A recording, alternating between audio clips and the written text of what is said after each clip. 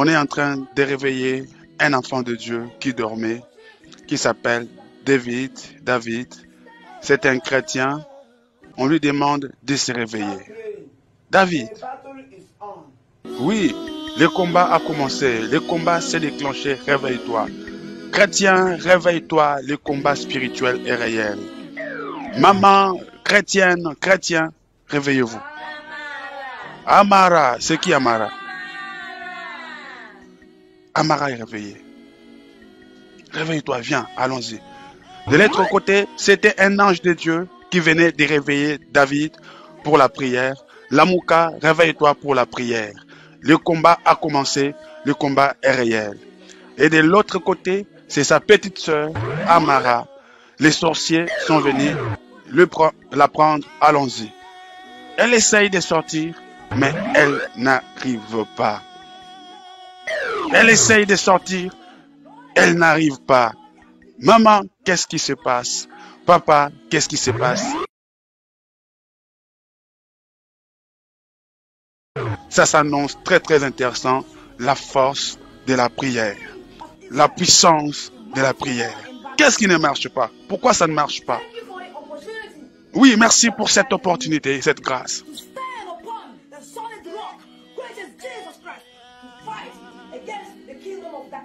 Oui, merci de me permettre de me tenir là, de combattre encore le royaume des ténèbres.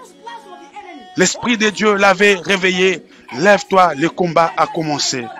Et David a obéi à l'appel de la prière. Maman, réveille-toi. Papa, réveille-toi. Entre en prière. La guerre a commencé. Il y a la guerre entre le royaume de Dieu et le royaume des ténèbres. Il est en train de paralyser, de détruire les forces du mal. Dieu parle tantôt d'une manière, tantôt d'une autre. Vous avez fait un mauvais rêve qui annonce un mauvais message. Vous avez des mauvais pressentiments. Vous avez des maladies. Vous avez des blocages. Vous avez beaucoup de complications. C'est un message de Dieu qui vous appelle à la prière. Maman, réveillez-vous pour la prière. Papa, réveillez-vous. Il parle la langue. Faites en tout temps toutes sortes de prières par l'esprit. Veillez à cela avec une entière persévérance. Ephésiens 6, chapitre 18. David, ce jeune garçon, il est dans la prière. Rekabrasata, rekabroshite. Maman, la guerre est réelle. Pendant que vous serez en prière, les démons enverront leurs agents pour vous distraire. Amara est là pour distraire David.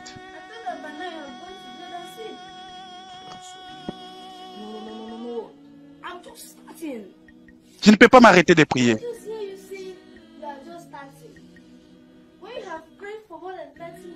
Elle est venue pour l'arrêter de prier. Ça fait déjà 3 heures depuis que tu pries.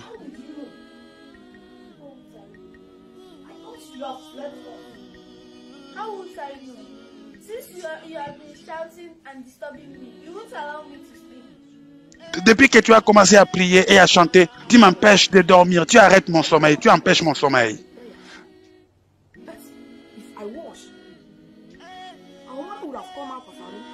Bien-aimé, ils viendront toujours avec des stratégies. Arrête-toi un peu, va me préparer à manger pour un loca. Arrête-toi, va d'abord me servir.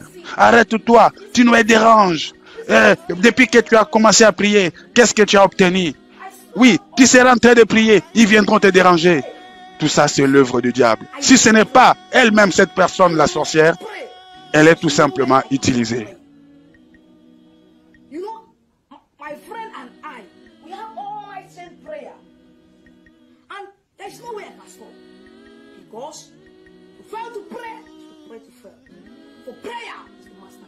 Oui, la clé est la grande clé. Oui, master key. Oui, la prière est la grande clé, bien-aimé. Cette grande clé pour ouvrir des portes. Maman, s'il y a un homme pour prier, papa, s'il y a une femme pour prier, il y a un Dieu quelque part pour répondre. The prayer is the master key. Et la grande clé qui ouvre. Maman, priez. Quand tu pries, les portes vont s'ouvrir. Repadaba. Elle n'a pas réussi à la distraire. Maman, ils viendront te distraire. Papa, ils viendront te distraire. Ne va pas dans cette église. Ils vont te dire des choses à téléphone pour te décourager. Ils vont te dire des choses à propos de l'homme de Dieu pour que tu n'ailles pas. Ils te feront voir, ils te feront entendre. Tout ça, c'est pour te décourager. Risque du diable. Elle essaye de sortir encore, mais elle n'arrive pas. Fatiguée parce que David est en train de prier. Maman, quand vous priez, papa, quand vous priez, ceux qui sont sorciers dans votre maison n'arriveront pas à opérer.